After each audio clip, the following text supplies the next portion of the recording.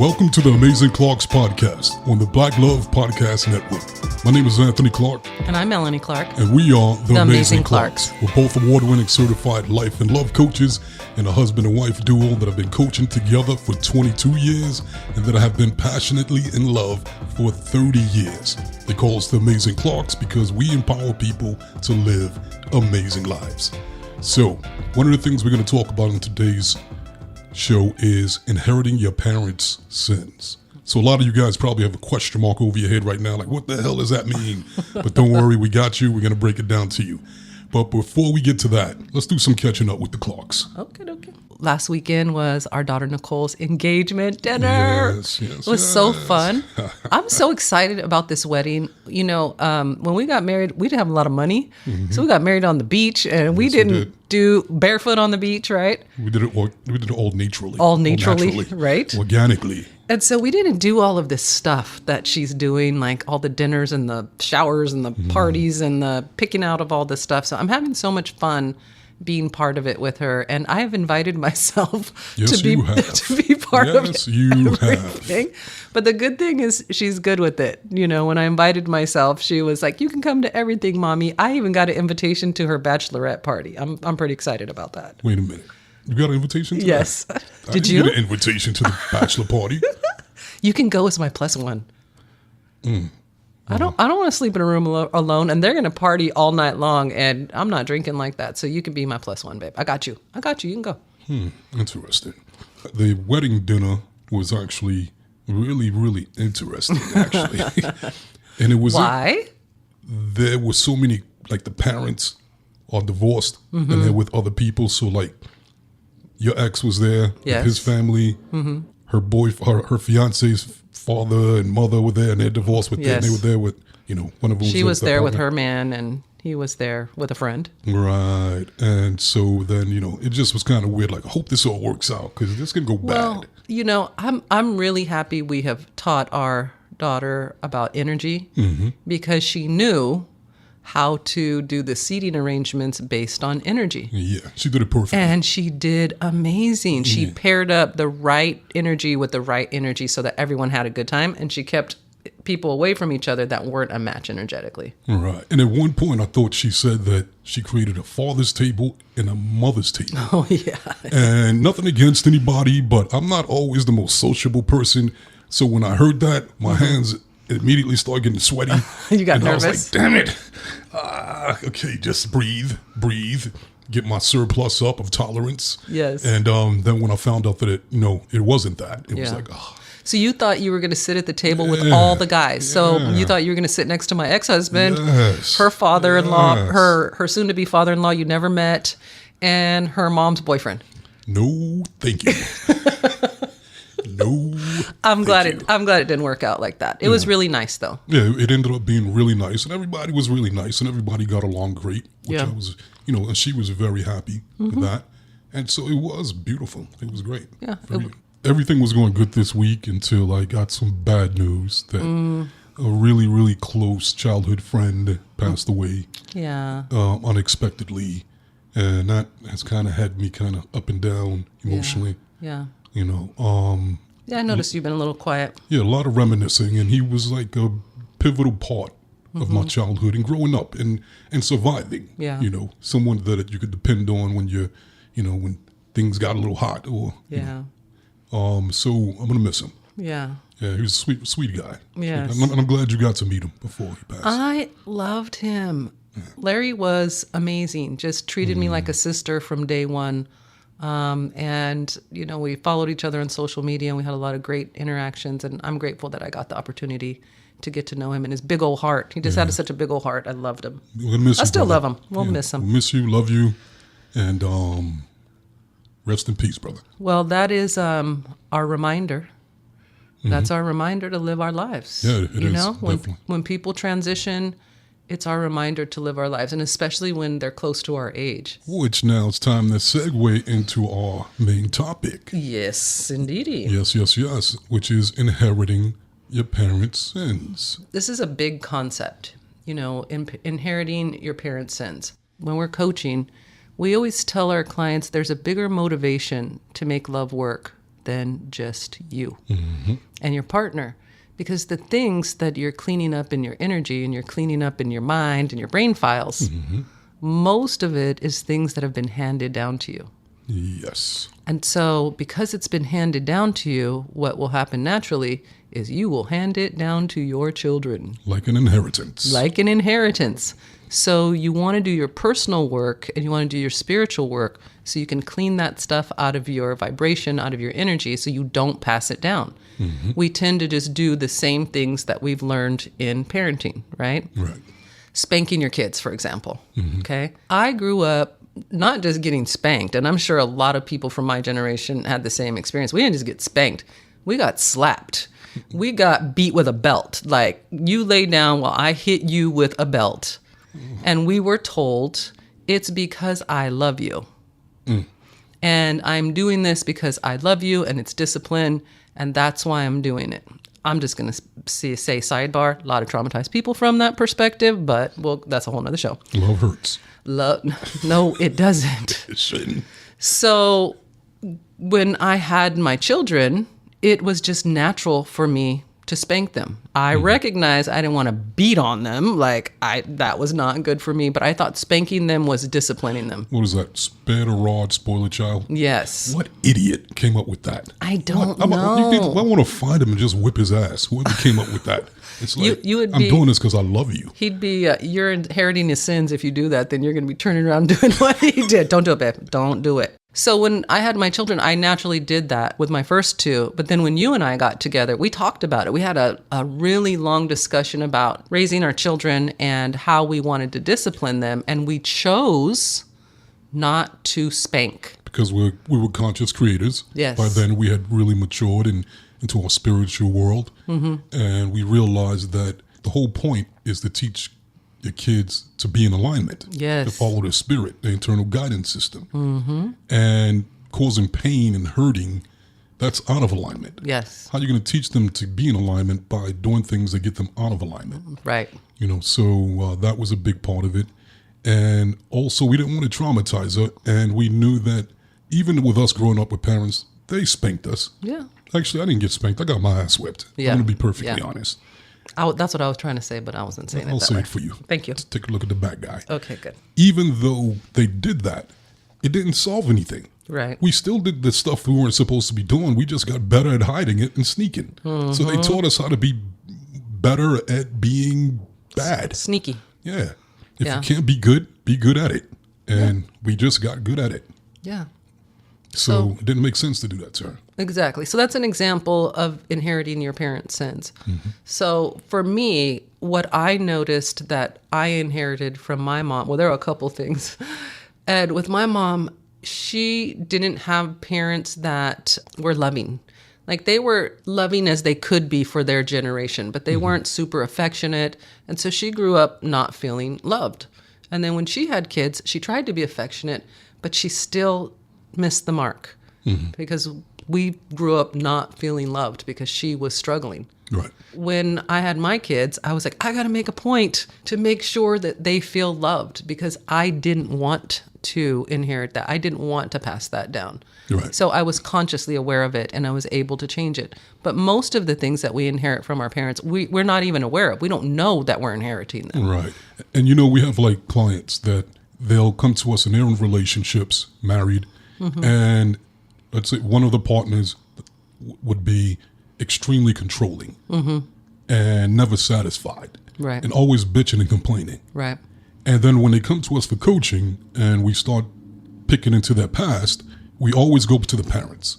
What were your parents like? And it turns out the mother usually was over controlling, always nagging, Critical. very critical. And when a kid grows up around that environment, what they tend to do is to make what we call a damn it declaration. Your parents do that thing to you that you hate, and one day you go, damn it, when I grow up, I'm never going to be like that. And you have a lot of big energy. Right. And when that happens, whatever crap your parents got is now handed down to you energetically. You just absorbed it. You're going to play that out. So that's inheriting your parents' sins. And your parents, odds are, they got that from their parents. Yes. let's say the grandparents were in a situation where they didn't have the understanding, the know-how, the resources, or even care to resolve it. Right. So then when their child is raised around it, they're going to absorb it. And then the next generation is going to be raised around that individual. And Right. if that individual doesn't resolve it, they hand it off to the next generation and on and on and on. It's a cycle. So when they come to us for coaching, we explain to them that, you know what? Yes, this is about you and your husband and you're fighting. But really, this is much deeper than just you and your husband. This is about your future generations. Right. You just inherited your parents' sins. And you're in the best situation out of all the generations, the best situation to resolve this thing. And once you resolve it, your children, your grandchildren, your great-grandchildren will have much, much better lives because of the work that you're doing now. They may not know about it. They don't have to know. It's not about that. Right. The point is, you know. So instead of looking at it like a curse, look at it like a blessing. Yes. You are blessed to finally have an opportunity to get rid of this curse, to get rid of this thing that has been plaguing your family for generations and generations. Right. And so when you look at it as a blessing, as an opportunity, it changes the energy. Right. And it makes you excited. It makes you feel honored to be in that situation to change it. Yep. Some of the most common ones that I see is we see a lot of single women that grew up with moms that don't like men, that were hurt by men. Yeah, so many. I call them the man haters. And then a lot of these women cannot attract husbands in relationships because subconsciously, why would they want that?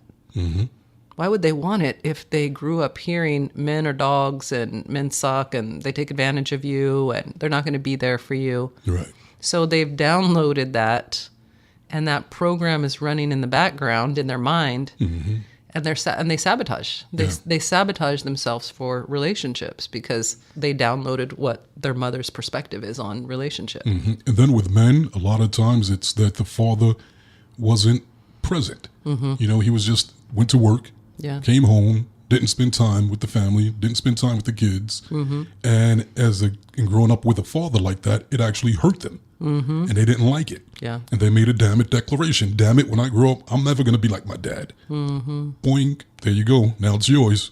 You just got handed down your father's crap. And then they have kids, and they do the same thing to the kids. Yeah. And then we coach the kids sometimes, and the kid's like, my dad never spends time with me, and it hurts my feelings. Like, wow. Yeah. We can just see it so clearly. And it can be simple stuff. It could even be cultural. Like I see it a lot in coaching. Certain cultures, really believe strongly in education, really believe that, you have to study all the time and you have this higher education. So when they were kids, their parents didn't let them play. They didn't let them explore, didn't let them have any choices. And you would think that they'd grow up and be like, well, I'm going to let my kids have choices. And I'm going to let my kids play. Because they hated it and they said they weren't going to do it. Right. But then when it comes time for them to parent, they do exactly what their parents did to them. Yeah, it's like you get your thermostat gets set there. Yes. And you don't realize that it's being set, even though you don't like it. In your subconscious mind, you're creating a file that says, you know what, this is how you're supposed to parent. Whether it's right or wrong, regardless of how it makes you feel, this is the right way. Yeah. And then you just subconsciously just reenact it. Yeah. So let me ask you a question. Okay, I know where you're going to go because No, I don't think you do. I don't think you do. Okay, go ahead, ask me. Let's see if you know. This is not good now because it's too tricky now. It's like No, it's not tricky. I'm going to be I was going honest. to ask you how I thought you were going to say what are our kids inherit from us. Oh, you're a mind reader. Okay, you cannot spike the ball, I sir. didn't spike the ball. That was a spiritual dance. 'Cause I knew So that I was going to wrong. ask the question first. What do you think? You answer first. You specifically. I'll say mine. I know mine. Okay. What did they inherit from you, babe? Me. Yes. Ooh. Tony inherited my resting bitch face. Ooh, that's a good one. Yeah. I do have Just a that little, blank stare. Yeah. No emotion, emotionless. Well, I wouldn't say RBF. It's more like RDF, but I won't go into too much Yeah, detail. don't go into detail No. with that one, please. And so she kind of got that because growing up in Brooklyn, you're just mad. You know what I'm saying? and that mad, that anger's on your face. Yeah. And that anger's also to let people know, yo, don't Don't test try me. me. Don't try me. And you wear it so much that it becomes permanent. Even when I'm happy, a lot Right. of times I still have this look on my face like I'm really mad. And I've gotten better over the years, but it's still there. Tony, our daughter, she definitely has that. And she realizes she has it. So I think she's got that from me. Okay. Yeah. All right. I can think of 2 of my sins that all 3 of my children got. I can have a short fuse. If you push me the wrong way, I will lose my shit. And so I call it a flash. Like you just push me a certain way and it's like, it's going to be fire. And they all 3 have that. And they get that from me. No comment. I'm just listening. Anyway. I'm just being honest. No, that's beautiful. It's true. Yeah, it's true. I know it is. And then the other thing, and Nicole and I were laughing about this the other night, is I come from a family that, I hope they're not offended by this, but I'm just keeping it real, that can be a little inappropriate. There are varying degrees of inappropriateness, saying inappropriate things. Why are you laughing, babe? Because I love your family. Saying inappropriate things, doing inappropriate things. Like the filters just are not the same as most people. And, growing up, I used to get really embarrassed by that. I was really embarrassed by the inappropriateness. Can you give me an example? Of what I found to be inappropriate? Yeah. I'll start with my mom. So when I was little, this wonderful couple in my neighborhood would take us to church. And they would come and pick up me and my little sister, Danielle, and take us to church. And they were wonderful. And they would always say, invite your mom. And I never wanted to invite my mom because she was so inappropriate. So one year on Easter, they were like, invite your mom. And so I invited my mom. And my mom showed up in a skin-tight dress with so much cleavage that all the parishioners in the church, all the men were staring and the wives were mortified. And the lady that took us to church gave her a handkerchief and asked her to pin it across her cleavage.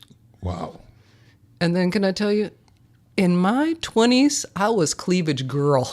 Yes, you are. And it was a beautiful thing. And it was inappropriate sometimes. You didn't wear it to church. I didn't wear it to church, but there were times I look back on pictures and I was like, girl, put the girls away. What were you doing? No, I'm sorry. You got it. You flaunt it while you got it because that's what it's there for. Just my opinion. And you did it well. But you do agree that there's some inappropriateness. You know what? If you were at our age now, different. But at that age... Okay, Anthony just said my boobs are old. No, I did not. Anthony did not say that. That's how I interpret it. At your age now, Melanie, don't do it. No. But in your 20s, you can do it. No. Men, do not do this at home. Do not try this at home. Trust me. I'm just messing with you. I know what you're saying. Yeah, actually, you've shared that with me. Yeah. You've told me stuff in the past where you've been like, babe, you going to wear that? You're not 26 anymore. You've said that to me. Not saying that I wouldn't say something to you, but, for the most part, you're on point. Yes. So anyways, it's that kind of stuff. Saying inappropriate things, cursing in situations where you can't curse. But then when I grew up, I started realizing I'm doing that too. Sometimes I curse at inappropriate times. Sometimes I say things that are a little inappropriate. But I've gotten way better than I used to be. I'm sorry. You're nothing like that with the rest of Babe, what did you tell me the first year we were dating? That was then? Yes. But since then, it's like, you remember like the show, The Monsters? And then they had the blonde chick that they thought was like the weirdo, but she was actually the normal cute one.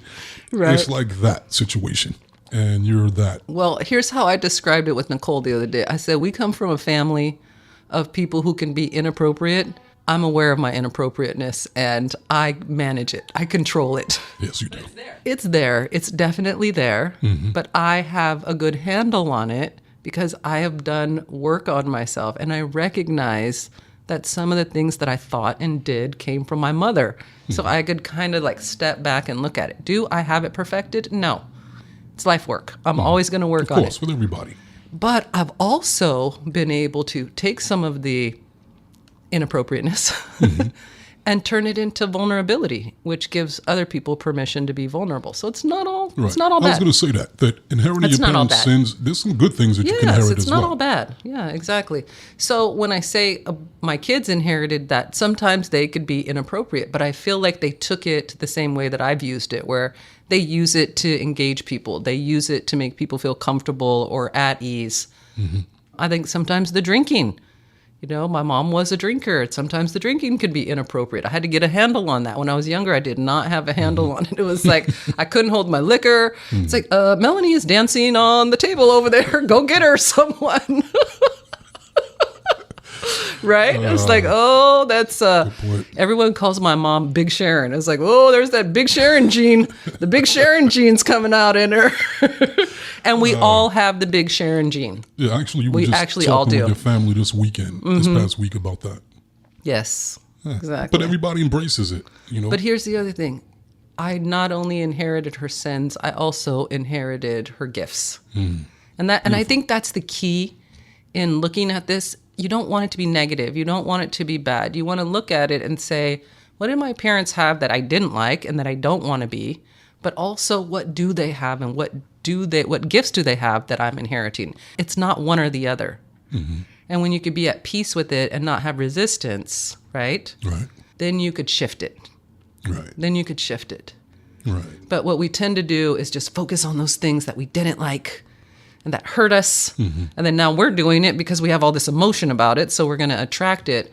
So the key is to go neutral Right. and to just accept it and say, I have power over my own beingness and who I choose to be, and to be aware of those things and work on them. Like I said, inappropriateness, it's still there, but it's turned way down from what it used to be. And another way I think that something that Tony might have inherited from me as well is being controlled. If she feels like she's being controlled in any way possible, Yeah. she rebels hard. Yeah. And I realize I'm like that too. I like the flow. Yeah. And I have my way of doing things. And then a lot of that, what could be Capricorn thing too. I don't know. Because my mother has that. Yeah. I have that. Well, that's true. You, and my your daughter mom, has that. and your Everybody's daughter a are Capricorn. Yeah, Yeah. that's kind of a Capricorn trait. Yeah. Could be. Could be. But either way, y'all are passing it down. You all have it. You don't like to be pushed either. Remember when she was a baby? But don't push me. Right? That's right. Even when she was a baby, if you would nudge her, she would be like, stop it. She's ready to shank you. She's like, yo, Right. you're a baby. You're a toddler. Why Yes. do you want to shank somebody? Just playing with you, pushing you. Yeah. So, yeah, I completely get that. But that's inheriting your parents' sins. And everybody's inheriting at least something from your parents. Yes. The key to getting rid of the things, to resolving it, is to embrace it. Yes. Is to stop judging it. Because once you inherit that thing, and usually it's going to be a negative polarity because you were angry that your parents had it, and then you made that damning declaration, and then it became yours. So now you find yourself acting it out with your children or with your spouse Right. or friends, and people catch it all the time. Like, damn it, I'm being just like my mother. Damn it, I'm being just like my father. You're going to have it. Yeah. You can't get rid of it, but you can change the polarity on it. What I mean by that is that when your parents are doing it and you don't like it, you create a story that you hate it, it's a bad thing, and it becomes negative energy. You create a negative polarity about it, but then you download it. Once you start to look at it from a positive perspective, then you could turn it into a positive polarity, and it's okay then to have it. Yeah. So, for example, the parent that's over-controlling, that could be negative, and you can hate it. But now you're doing it. Right. So the key is to change that and to go, okay, my mother was like that because she was in an environment where she felt insecure growing up. Or her parent was overbearing. Or her parents were. And so when she's doing that, that's her way of trying to protect us. Even though it's not the healthy way, the best way, that's her way of saying, I care. That's why I'm doing this. I care too much. Yeah. Forget the act. What's the intent behind it? What does it mean? Right. The intent. What meaning you give it? Right. It's actually love. It's just not being expressed in a healthy way. Yeah. So when you see that, you can go, oh, she's doing that because she loves me. All of a sudden now you're changing that to a positive polarity. Right. you're not so offended by it. It doesn't create such a charge. It doesn't take you out of alignment like that. Right. Because you realize the intention isn't to control you. It isn't to demean you. It isn't to put you down. It's to love you and protect you. So then when you change that polarity now, when you do it to your children, then you can go, wait a minute, I'm doing this because I love and care about you too. Okay, clarity. But now let me express it differently. Well, it becomes conscious behavior instead of unconscious behavior. Right. And the unconscious behavior is generally what's hurtful because you don't realize you're doing it. Right. And then once again, if you connect that to, I'm doing this is bigger than me. This is about future generations, how I want them to be better. It'll be easier for you to do. And I compare that to, like, imagine if you're in a burning building and you're running out that building. If that's the case, you're going to be like, oh, little fire here. I'll check out burn here. You're going to be really cautious about how you maneuver out that building. And you're going to feel the pain as you do it. Right. But then let's say you're in that building and then you see a little kid, little baby, going, help me, mama, dada, whatever. Right. Could you say toddler again, please? Toddler. Okay, go ahead. Toddler. Go ahead. I just love to hear it. Go. Right, Keep going. Go. Okay. If you see that toddler, what you're going to do is you're going to stop thinking about yourself. And you're going to turn into a superhuman. True. And you will run and grab that little toddler. And you will pick him up. And you will bust down doors. You will run through fire. You will be a superhero. You will bust through the windows. And you will take that kid to safety. Yeah. You won't even notice that you have third-degree burns.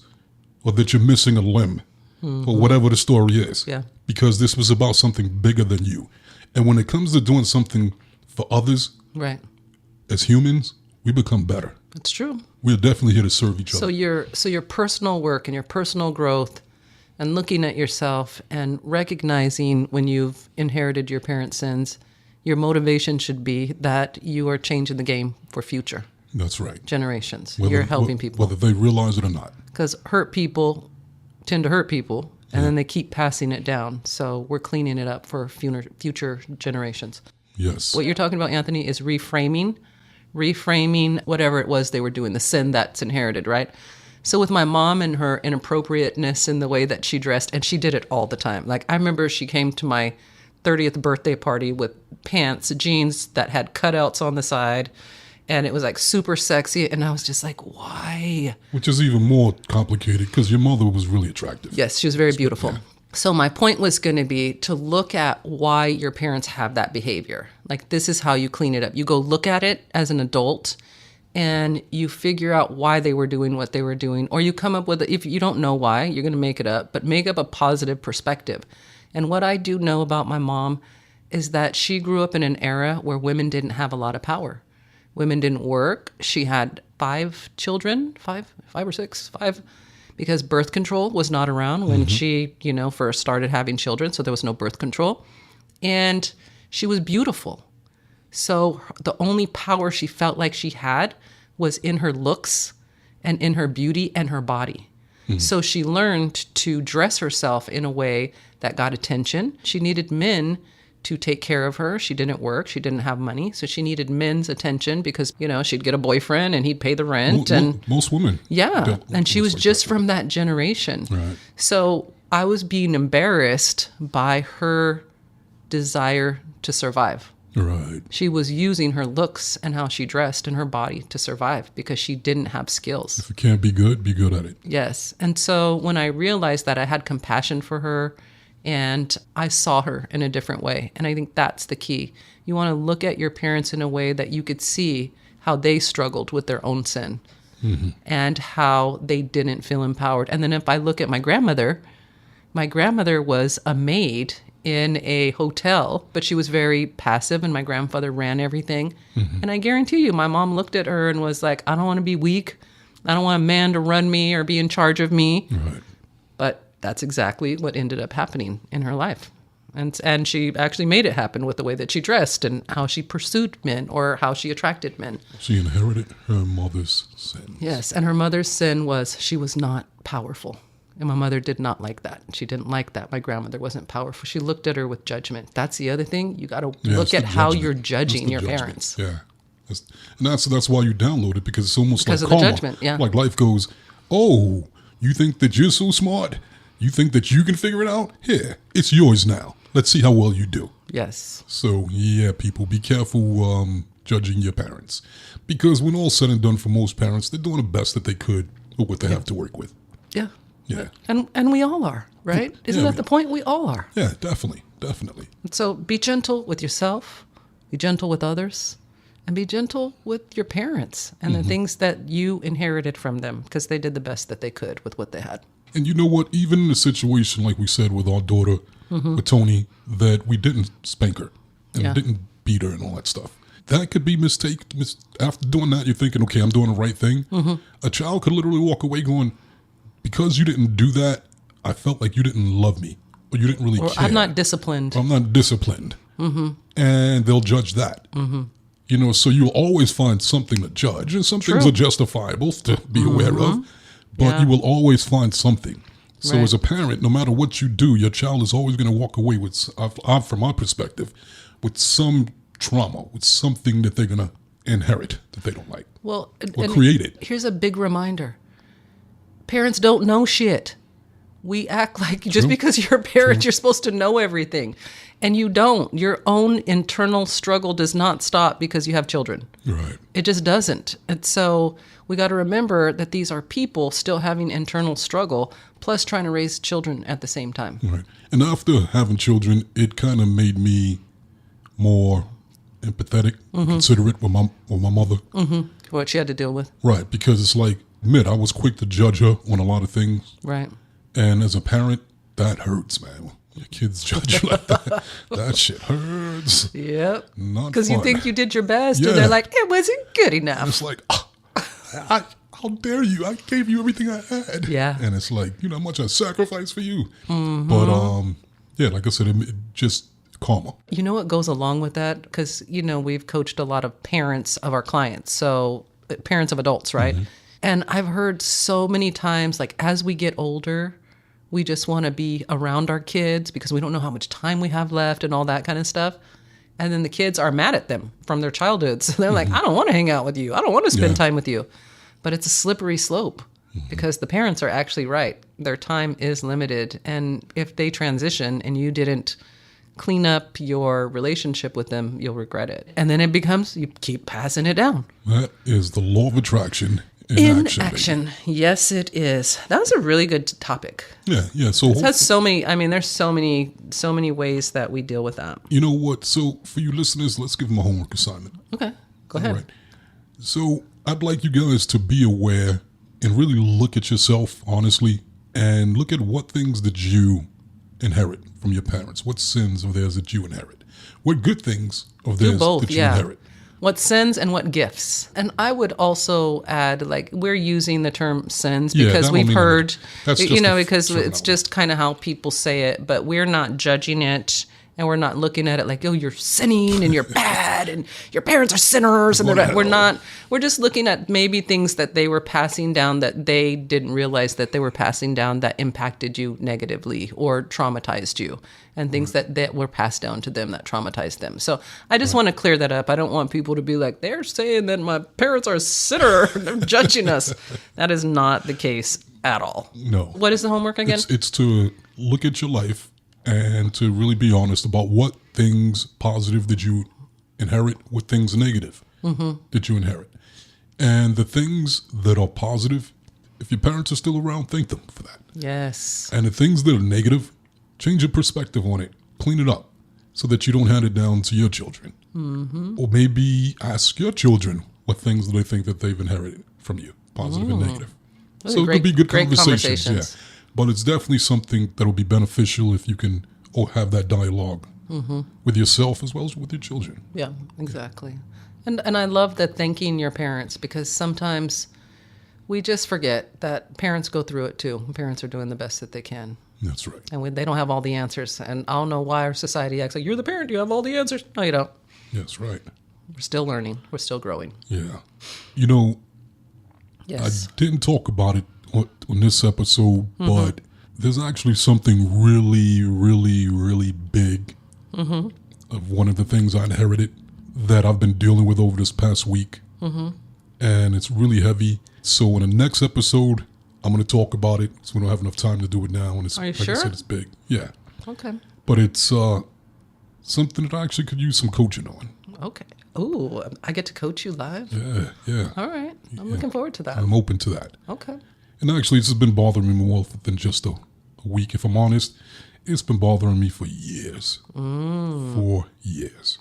Okay. But like I said, we'll talk about it on the next episode. On that note, Yes. that's the end of this episode, baby. Yeah, this was good. I just want to thank everyone for spreading the love. And when I tell you, I define spreading the love as when you learn something that empowers you or helps you, then you turn around and you share it with other people, or you bring them to your source where you got the information. Right. And I've been getting such great feedback that people are out there sharing our ideas and our concepts with each other.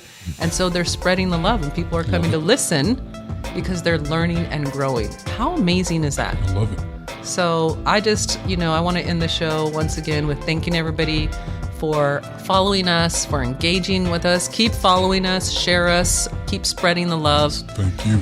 And being a great part of the love revolution. Like, it's happening. They're doing it. That's and right. It's amazing. And I'm so happy.